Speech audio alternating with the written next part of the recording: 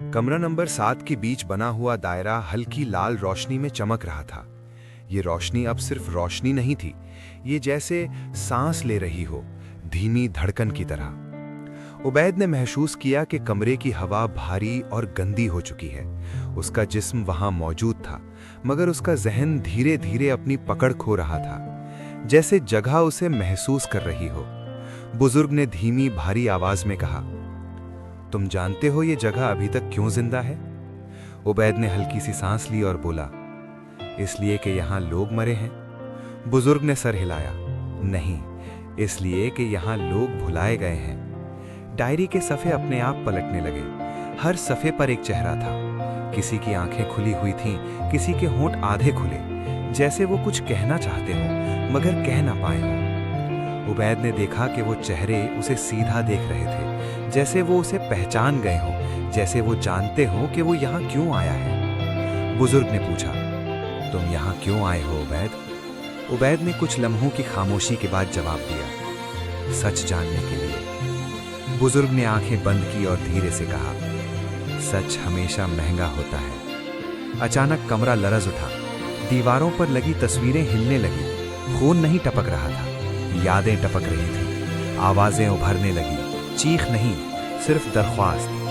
हम जिंदा रहना चाहते थे, हम भुलाए जाना नहीं चाहते। डायरी का आखिरी सफ़ा धीरे धीरे साफ होने लगा। अब वो खाली नहीं था, सिर्फ एक लकीर थी, जैसे सिर्फ एक नाम का इंतजार हो। बुजुर्ग ने कहा, हर गवाह अपनी कीमत देता है। उबैद का गला खुश्क हो गया। और अगर मैं गवाह बन गया तो क्या मैं भी यहीं रह जाऊंगा? बुजुर्ग ने हल्की सी मुस्कुराहट के साथ जवाब दिया, कैद वो होते हैं जो भूल जाते हैं, तुम याद रखोगे। उबैद ने दायरे के अंदर कदम रखा। जमीन बिल्कुल ठंडी थी, कब्र की मिट्टी जैसी ठंडी। उसे महसूस हुआ जैसे कोई उसके कान के पास धीमी आवाज में कह रहा हो, तुम भी भूल जाओगे। उबैद ने आंखें बंद की और जोर से बोला, नहीं, अगर मैं गवाह हूं तो मैं भूलने नहीं आया। कमरा एकदम खामोश हो गया।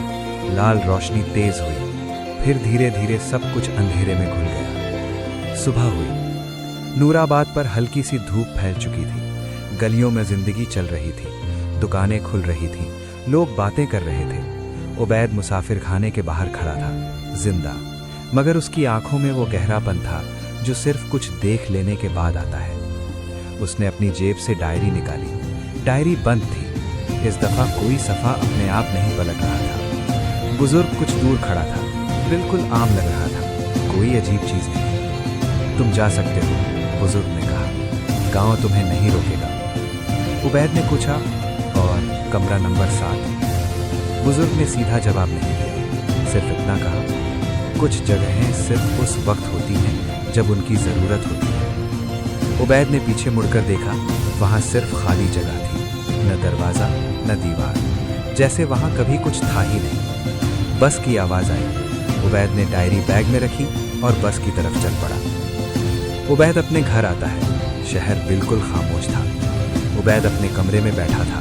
सामने कैमरा रखा हुआ था, बंद। डायरी टेबल पर रखी थी। उबैद ने डायरी खोली।